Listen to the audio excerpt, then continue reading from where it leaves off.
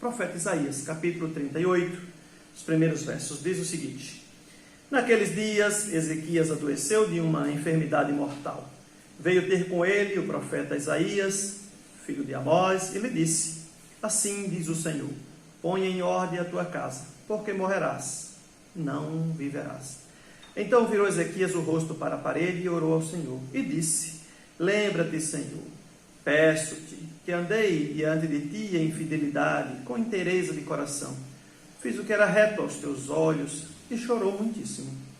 Então veio a palavra do Senhor ao profeta Isaías, dizendo: Vai e diz a Ezequias, assim diz o Senhor, teu Deus, o Deus de Davi, teu pai, ouvi a tua oração, vi as tuas lágrimas. Acrescentarei, pois, aos teus dias 15 anos.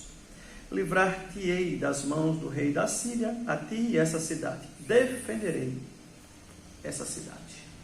São palavras do profeta Isaías, de um contexto em que o rei de Israel naquele tempo era o rei Ezequias, e esse homem que havia no passado tido um bom relacionamento com Deus, alguém que vivia e temia Deus, ele fala essas palavras aqui, vivia em fidelidade a Deus, mas que agora ele está seguindo um caminho de desobediência, e ele adoece. Nesse contexto da sua doença, a sua cidade está cercada por um exército inimigo. Então, ele tem dois problemas muito graves a enfrentar. Primeiro, uma enfermidade. Ele está acamado por conta de uma enfermidade. O segundo problema é um exército inimigo cercando a sua cidade, querendo saquear a sua cidade. São dois problemas graves. Aí vem o profeta. E o profeta, então, traz um diagnóstico muito sério para o rei, dizendo que a sua doença de fato é mortal, que ele vai morrer, não vai viver.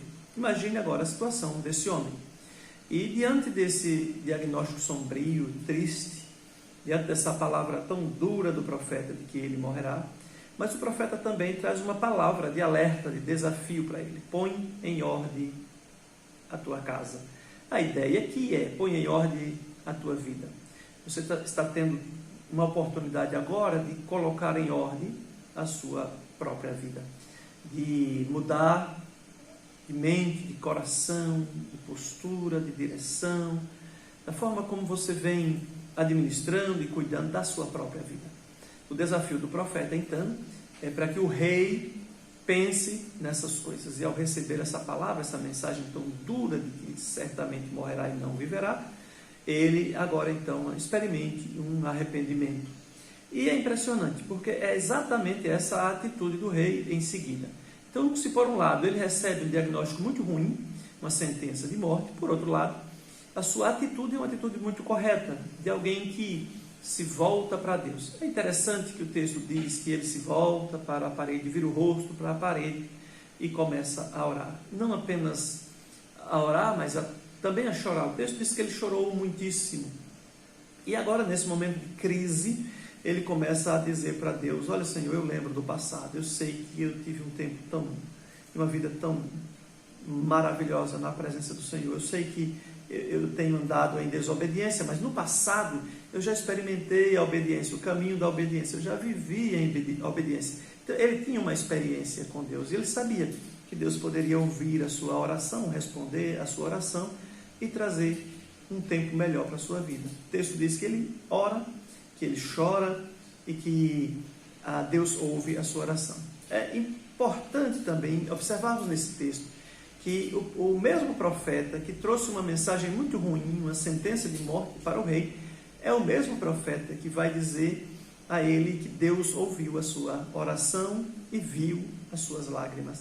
São palavras, meu querido ouvinte, impressionantes da parte de Deus para nós. É o Deus que conhece o nosso coração, é o Deus que ouve as nossas orações, mas que vê as nossas lágrimas.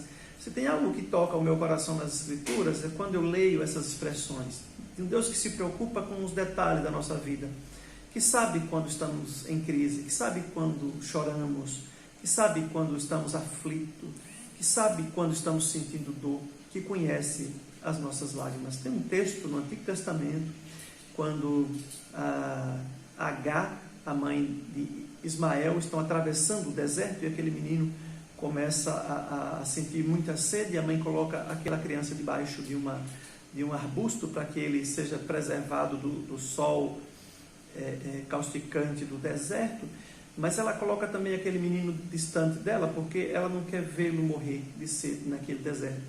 E Deus abre os olhos de Agar e coloca água ali no deserto para matar a sede daquela mãe e daquele filho.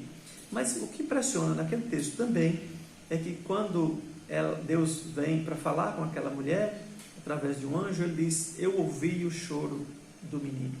É o Deus que ouve o choro de criança, é o Deus que ouve o choro dos adultos, que conhece as lágrimas das crianças, que conhece as lágrimas dos adultos. Na experiência do rei Ezequias, ele chorou muitíssimo, Deus ouviu a sua oração e Deus viu as suas lágrimas. O texto bíblico nos diz também, se de um lado nós temos uma sentença de morte, uma palavra muito dura da parte do profeta, do outro lado nós temos uma reação de arrependimento, de um quebrantamento profundo, de alguém que lembra do passado e que quer restabelecer com Deus as mesmas experiências que ele havia experimentado no passado. E ele busca a presença de Deus, ele chora na presença de Deus. E o texto bíblico termina mostrando que algo extraordinário aconteceu. Deus age misericordiosamente e Deus faz um milagre na vida desse rei. O texto diz que o mesmo profeta, então, que trouxe a notícia ruim, vai dizer a ele que Deus, além de ter ouvido a sua oração e visto as suas lágrimas, Deus acrescentará 15 anos à existência do rei Ezequias. Veja que coisa extraordinária que acontece aqui. O princípio, meu querido ouvinte, é que Deus sempre nos dá uma segunda chance. Deus sempre nos dá uma nova oportunidade. Deus não nos deixa sem uma palavra de alerta. Mesmo quando estamos andando num caminho errado, Deus fala conosco, nos mostrando, às vezes através de alguém, às vezes mandando alguém nos trazer uma palavra, às vezes lendo a palavra de Deus, às vezes ouvindo uma música, de forma que Deus não nos abandona, mesmo quando estamos distante dele, que Deus continua cuidando de nós, demonstrando a sua graça e o seu amor, e Deus